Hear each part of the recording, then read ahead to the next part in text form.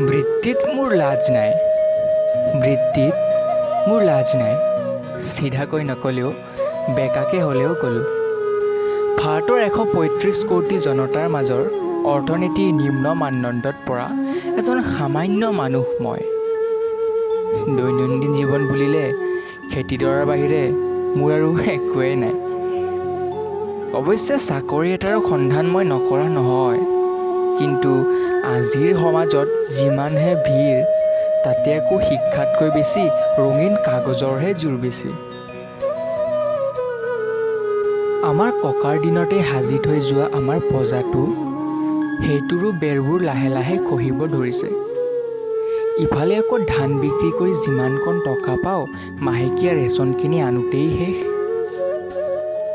মোৰো বৰ মন আছিল এদিন ময়ো ডাঙৰ মানুহ হ'ম, ঘৰৰ লগতে সমাজখনৰো নাম উজ্বলাই তুলিম।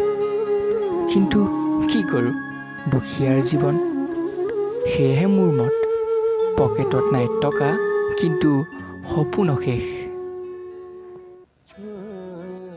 নমস্কাৰ।